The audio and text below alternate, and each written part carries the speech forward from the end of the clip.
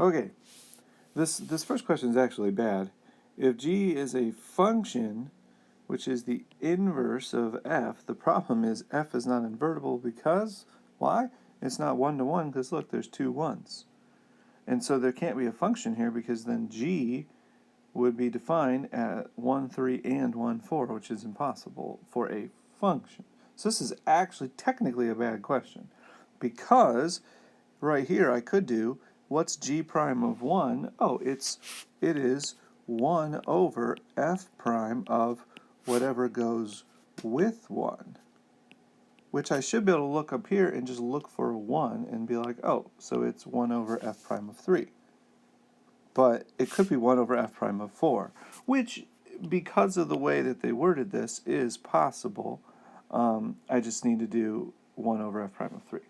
So 1 over f prime of 3, because inverse functions at corresponding points have reciprocal slopes. I feel like somebody said that a lot, somewhat recently. And so then that's down here, then that's just a half, because f prime of 3 is 2. Okay, letter B. Let h be the function defined by that thing. Find h prime of 2. Okay, so this is going to be a chain rule. Start unpeeling the onion. And so here they have f prime. So you take the outside. So f prime, leave the inside. Then take the derivative of the inside, leave the inside. Then take the derivative of that inside. And now the derivative of that is 0. So if you did that again, the whole thing would 0 out. So that's not right. Now this is technically bad notation here. I don't even know why they have that step. Or, well, actually, probably what they meant to do is replace these with 2's, like that, and then do the f of, okay. So then, f of 2 times 2 is f of 4, and f prime of 4. So then we still have to do inch by inch, so f of 4 is 1, and then f prime of 1 is negative 3. F prime of 4 is just 5. Those are all from the chart, and that's how they got negative 30. Now this is a weird one. This letter C is set up like an MVT problem. When is an instantaneous rate of change equal the average rate of change, except it did the average rate of change of F instead of K, which is interesting.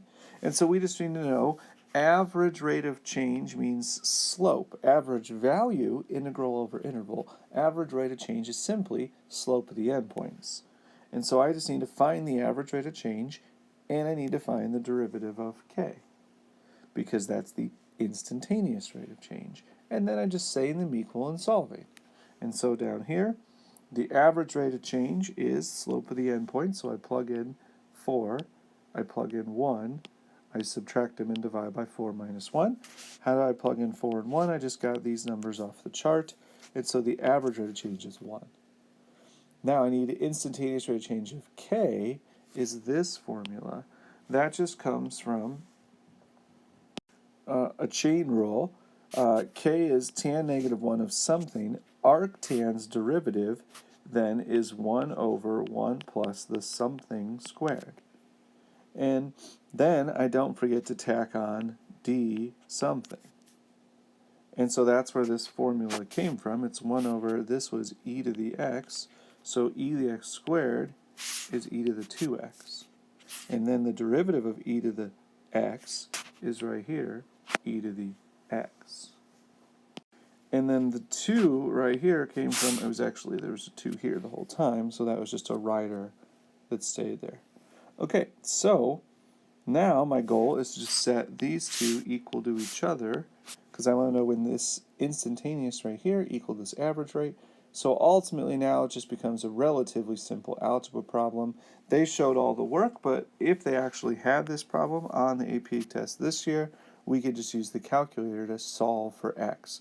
However, they're saying you shouldn't need a calculator, so I don't know, I don't think we're going to have to do this. It was kind of a tricky one to solve by hand because you had to use quadratic techniques. But we would just solve that on a calculator and get 0. Which then, the answer is none, which is kind of weird. Because 0 is not between 1 and 4. And then letter D, find the second derivative of k and evaluate that. Okay, so I have the first derivative right here. And so now I'll just take the derivative of that, which now is going to be a quotient rule. And so I thought the answer key was fine with that. This is just, this is the 1 plus this is the ho, and this is d high, and high d ho, all over. Oh, oh, oh. And then it's just a matter of plugging in 0 to everything. And so that's that one. And yeah, I'm not going to go over the scoring because you've kind of already done that. So there you go.